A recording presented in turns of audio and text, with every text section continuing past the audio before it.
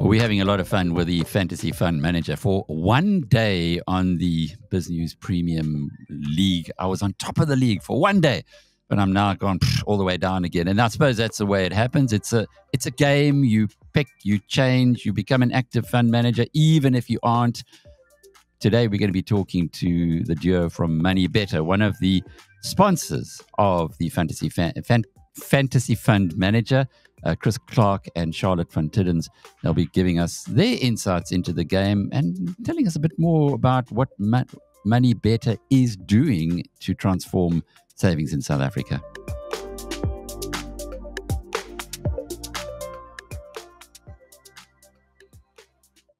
Charlotte, I read your work religiously. A lot of the work that you're doing is also telling us how the discounts on Naspers and Prosus are going relative to the underlying share price. And it's something that we as South Africans don't pay enough attention to. I'd like you to give us more. So here's a bit of advance warning. Give us some more insight into why you do that and exactly how you work it out so often. But maybe we can start off with you, Chris. What exactly is the appeal of being a sponsor of the Fantasy Fund Manager game? Yeah, thanks, Alec. Thank you for having us. I think the appeal is first of all, it's a wonderful initiative that the current team have put together. I think what I always love about a kind of a fantasy game, specifically, guys play it in the football side. Now we've got it on the stock picker front. It creates interest. It creates interest in terms of the markets. You've got individuals talking about it. Certainly within our firm, you've got that excitement. And I think within that, people really start to kind of gauge what the markets are about, what they're doing. They start reading, they start watching BizNews. So that's why we were interested and hugely glad that we are part of it. And from your side, Charlotte, I know you are playing. How's it going? It's going well. Relatively well, I think. I haven't changed any of my picks since the beginning of the game. Trying to take more of a long-term view. And so I'd more check the overall rankings as opposed to the weekly rankings. But checking the portfolio regularly, but haven't made any changes. So you are a CFA. So this is fun in your business world, because a CFA is somebody who's very well qualified and it's your profession, investing. I remember asking Piet Viljoen what he thought about the game, and he said, no, he thinks it's a fantastic initiative because it does draw new people in. But being a professional playing the game rather than an amateur like myself, who can kind of fiddle around and no one really cares if I do badly or well, puts a bit more pressure on, no doubt. Definitely does. But I think I was reading one of the weekly mails, and it's really just from an educational point of view, the kind of tips that they give, for example, on the X div. So if you're holding a stock that's going X during a particular week or the upcoming week, you need to take note of it because it should, in theory, impact the price if it trades X on the Wednesday. So I think it's a really, really cool educational initiative for people to get to know the market and have some fun as well. Chris, tell us a bit about Moneybetter and how it fits into the whole DMA group. I can see behind you've got your branding. Well we did well there. So I think best to explain Moneybetter in terms of the journey that we've taken to kind of get here. And that began about 3 years back. What we actually did is we embarked upon quite a bit of research in terms of our existing client base. So for those of you who don't know, where we've come from, we used to be Saxo Capital Markets South Africa. And DMA acquired Saxo Capital Markets South Africa in about 2018. And that's really when we began this Moneybetter project. And within the research, we did quite a bit of research with our existing clients and general market participants in South Africa. What we really found in terms of kind of fundamental pillars, in terms of what people wanted out of a retail offering, were kind of access to everything in one place. So within the Moneybetter offering, investors have access to the JSE from a kind of equity and CFD perspective, but also 37 different offshore exchanges across multiple asset classes. we're continuously looking to kind of grow that. We've also developed what we call a marketplace, where retail investors and professional product providers, asset managers can meet, and obviously these kind of product providers can sell, what they're doing. Then I think really what we also kind of focused on in terms of the research that we got back was consolidation. So Alec, you as an example, you may have an individual investment account, you may have a retirement annuity, you may have a tax-free savings product. I think within the Moneybetter platform, we've put a lot of focus in terms of really you being able to consolidate that in one view. So, you log in, you've got your 5 different accounts. How do you kind of report on that in one single metric was really a big focal point for Moneybetter. And then the kind of last aspect for us was education. So, not necessarily education in terms of what is an ETF or what is a retirement annuity, but although that is hugely important. But for us, it was education in terms of understanding yourself from a financial market perspective. And what we've done is we've built out this financial risk report within the Moneybetter platform, where through about 30 different questions, we really start to understand yourself from a personality perspective. So how impulsive are you in a financial context? What is your decision making like? What is your risk taking control like? And in turn, what we're really trying to do is help investors and traders understand themselves better when making these big decisions that obviously implicate their general savings. So I'm hoping that Moneybetter really achieves a bit more of a personal relationship with clients, and from a high level, that's really what the offering is about.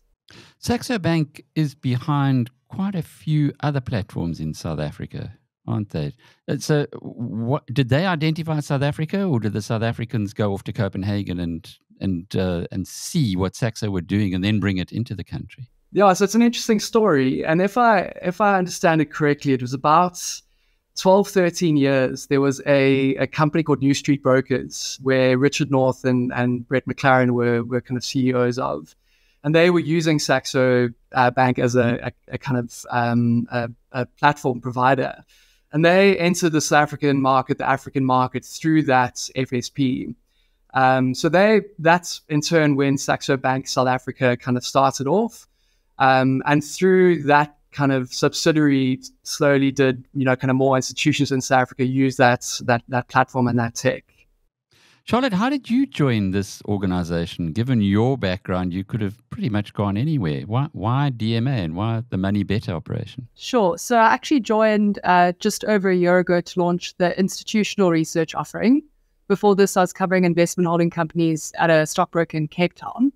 And I'm part of DMA 1, which is DMA's global institutional outsourced dealing division. We service our clients' multi-asset trading requirements, both onshore and offshore. We also offer a portfolio and order management system, best execution workflows, data, and then, of course, the research so that our clients can focus on alpha generation. And then in the context of Moneybetter, I've written a few educational articles that can be found in the Content Hub. Okay, let's just slow down onto the work that you used to do, investment holding companies.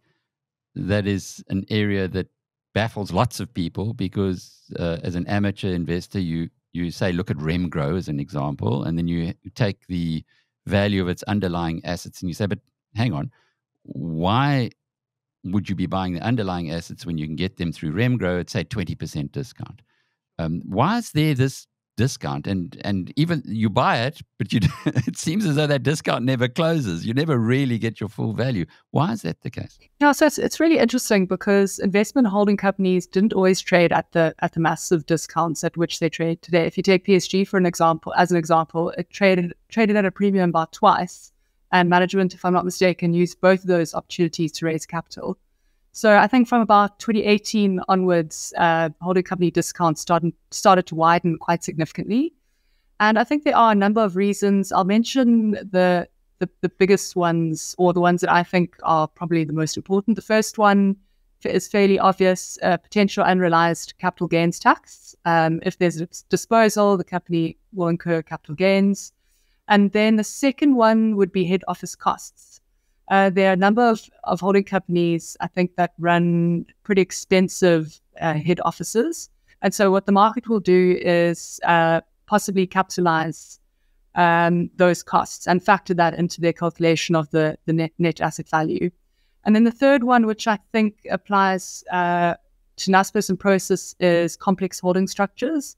So there's this extremely complicated cross-holding. Naspers basically owns a stake in Prosus, and Prosus owns a stake in Naspers. And when you calculate the net shares issued for Prosus, there are so many variables involved that it really is very complicated. So I do think that plays a role as well. What's your favorite stock in Fantasy Fund Manager, given that you have this extensive insight? Sure. So my top pick is Naspers. I recently initiated on the stock using more of a quantitative approach initially. There's a lot of data to work with, and that's one of our strengths here at DMA.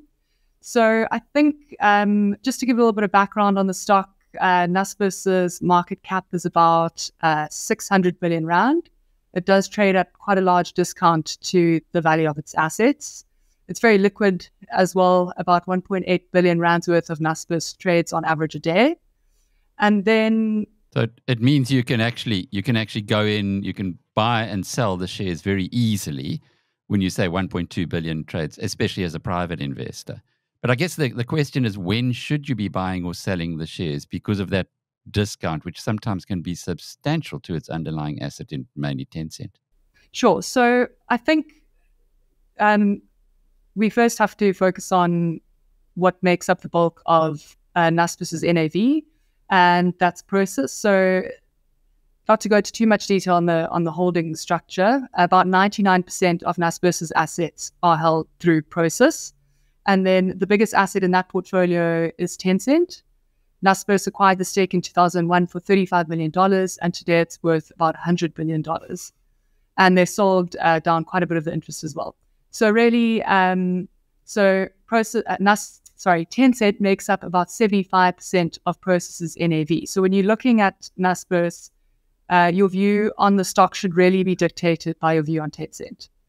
About 5% of the portfolio is made up by other listed holdings, and then 20% is made up of unlisted assets. And so why you would buy the stock? So you might be thinking, if you weren't interested in unlisted assets, why would you buy Naspers if you could just go and buy Tencent directly? And the reason why is because it trades at a significant discount to the value of its assets. So much so that the market's actually pricing the unlisted assets at zero effectively. And the price, the Naspers share price is actually lower than the per share value of the Tencent stake. So you can get exposure to Tencent at a discount. You also have optionality on the unlisted assets. So if management do manage to turn around those assets, you might see some upside from that. And then another reason why you might be interested in buying the stock is management are executing very aggressive share buybacks. And they're doing it as aggressively as possible, so within regulatory limits. So they're buying back the maximum number of shares that they can pretty much on a daily basis. And so what you'll find is over time, this will be NAV accretive because they're executing the buybacks at a discount. So, and then of course, it's also a rand hedge. So all else being equal, if the rand weakens, Naspers' share price should go up. So it should be a cornerstone in your portfolio. Is it in the fantasy fund manager portfolio? Chris, is it yours? Is it your pick in that sector? It is, yeah. Purely on this one's research. Okay, you'd be in trouble, I guess, if you went for something else. What is your favorite stock in the game? Yeah, tricky. I haven't done great, Alec. I'm not going to lie. I think I'm about 40 in our DMA staff group, so it's been a bit of a tricky one for me. But I'm actually looking at First Rand, good valuations, high dividend yield. Seems like they're sitting on a healthy cash flow. So yeah, I'm gonna go with that for my financial choice for the next couple of months. Well, we've got some really good insights. Thanks, Charlotte, about Naspers. And I think that this will be required watching for anybody who's thinking of investing in South Africa's biggest stock. But what about the savings culture generally in South Africa, given what you're doing with Moneybetter, given that the whole focus that you have? Are people starting to get it that you can do better by investing long-term in equities, Chris? Yeah, great question. Look, I don't think savings culture is great in South Africa. I think we as collective institutions can do a lot better. I think there's some fantastic offerings. I hope to believe that Moneybetter is going to be one of those fantastic offerings. But even through the interviews that you've done, there's some really good platforms in South Africa, and it's obviously a mark on the type of people we have in this country in terms of what they're trying to do within the financial sector. But yeah, I mean, to go back to your question, I think we can do a lot more from a savings culture perspective. Not enough people are saving for retirement. Not enough people understand the importance of starting to save early. What compound interest can do to your investment. And I do understand that a lot of people can't afford to save, but one of my favorite sayings is that you almost cannot afford not to save. I'd like to believe that Moneybetter is going to play a big part in the education behind it and the access to transparency in terms of product, and really getting clients what they deserve. Charlotte, what other role, apart from helping us to understand Naspers, and playing yourself, but what other role is Moneybetter or DMA playing in the fantasy fund manager game? I think it's getting clients to really engage with their portfolios. Just taking the platform. So if I look at all my accounts on the Moneybetter platform and how your involvement in the game also, I think, increases your involvement practically. Yeah. So you're closer to your portfolio than you would have been if the game didn't exist. So I think, a really great opportunity to learn and to get stuck in. And I think just to add to that, I mean, exactly that point. People need to be more involved with their money. They need to kind of be logging into a platform and seeing what their shares are doing. And a fantasy fund manager is exactly what we're after. I think people should be engaging with their stocks and their shares and not just seeking professional advice. I think there's so much information out there. There's so much access to do it now. That's, a daily login should be a prerequisite in terms of your share portfolio. It's an interesting answer that you've given, both of you, because in the financial services industry, most of the time it's like the people when I was growing up who lived in Durban, and they said to the guys from the Highveld, just send us your money, don't come here yourself. So it's a little bit like that as well when you get into the financial services industry. You have a broker, and the broker says, look, just leave it to me. Give me the money, leave it to me, I'll look after it. Don't interfere. And you almost feel with some brokers or some financial advisors that you're interfering when you ask about your own money. Where you guys are coming from is a very different place. Build your relationship with your money. Yeah. It shouldn't be a scary thing. It should be an exciting thing, and with the right tools, with the right products. Look, don't get me wrong. I think there is massive space for having someone manage your money. Like, not everyone's a professional in terms of these initiatives and these practices. But I do think improve your relationship with your money. Get involved. It can be an exciting thing. And a rewarding thing. So if you decide that you like what Piet Viljoen does, or you like what Sean Pesh does, or you like what Cy Jacobs does, you're working through Moneybetter. You don't have to go and buy individual shares. You can give your money to those, or in a certain allocation to those guys. So they're your jockeys, in other words, and you're still the person who decides. You're the trainer. You decide where the money goes. Yeah, exactly. And just to close off with, have you got any tips for us for the rest of the competition?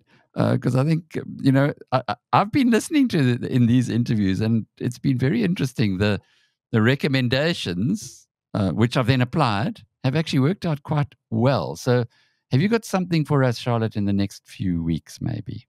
In the next few weeks? Gosh, it's going to sound like I'm really banging the drum on Naspers, but it's trading at a 48% discount, which is almost the low of when they started executing the current round of share buybacks. Something that I did just want to flag, though, in terms of the share repurchase program, is there is a 10% limit on the number of shares that Naspers can buy back. just because they're doing it through a subsidiary. So that's something to be aware of. We crunch the numbers for our clients. We expect them to reach that 10% by Jan, but there is a workaround. We've spoken to investor relations quite a bit on this particular issue, and there is a workaround that they are trying to get implemented. So, it's just a risk to be aware of. And then another thing to bear in mind as well is Prosus in the past has bought back Naspers shares. So if you're thinking, maybe Prosus can jump in and buy back Naspers if that 10% limit is reached, they can't, because they already own 50% of the stock.